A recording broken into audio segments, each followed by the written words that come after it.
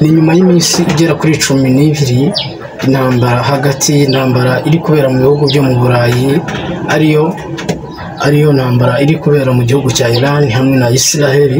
Haciyeho iminsi 12 intambara ikomeje umurego kandi igenda yangiza ibikorwa bigiye bitandukanye muri Iran cyangwa se muri Israel.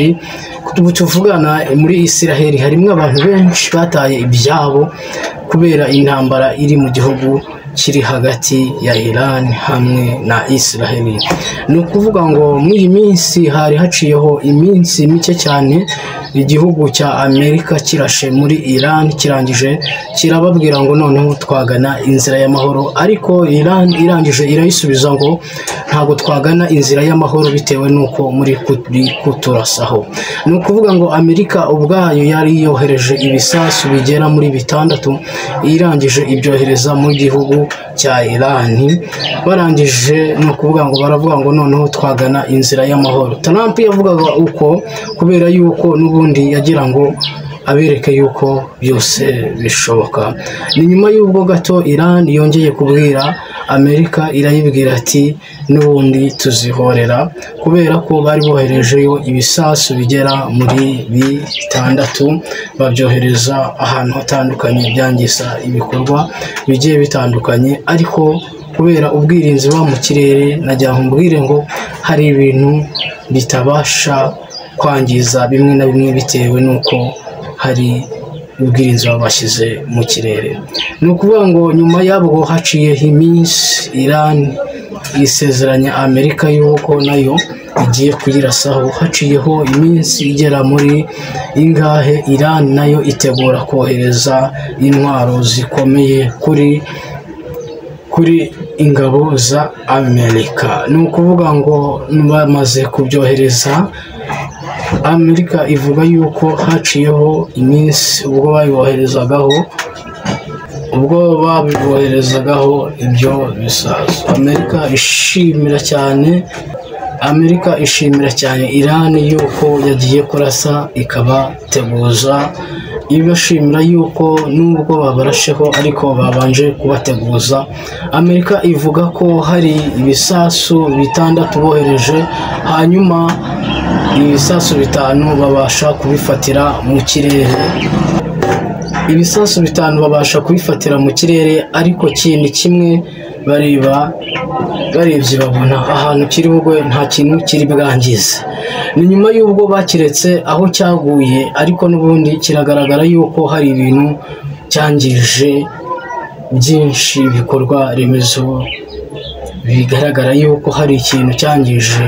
Nubwo nyine intambara bashyiramo bakanashyiramo n'inyoroshyo, ariko ni ibintu biba bidasanzwe kuko byanga byakunda hari biba byangirikiye, ntabwo habura ibyangirika.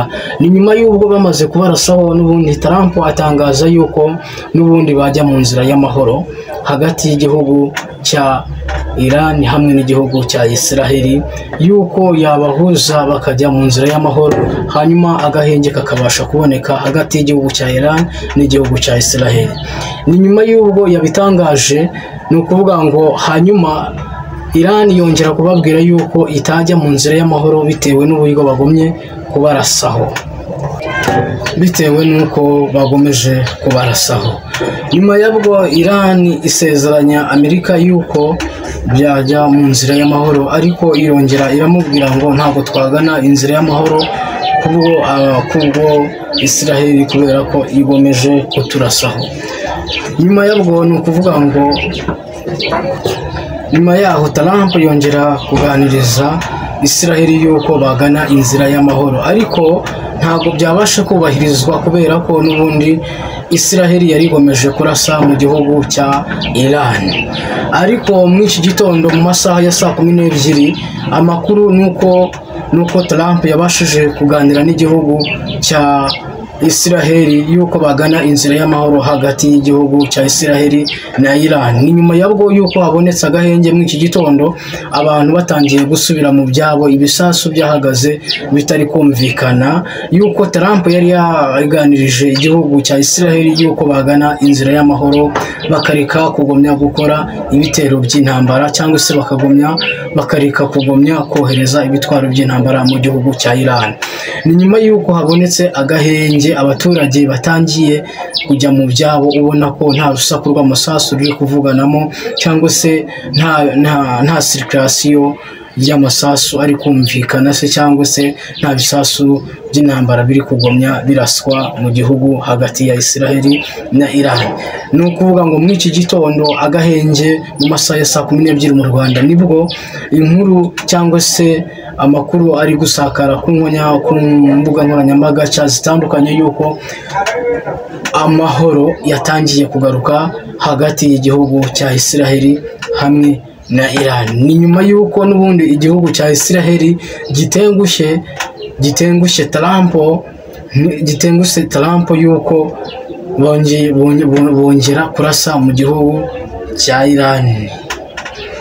Ni nyuma yabwo ibisasu boherejeyo byakomerekeje cyangwa se byongeye guteza akavuyo Iran. Ni ukuvuga ngo bayigomya kuyirasaho. Trump yababajwe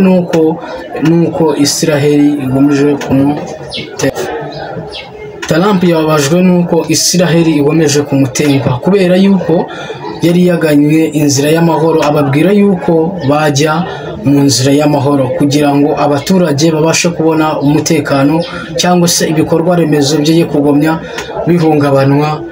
bihungabanwa n'intambara.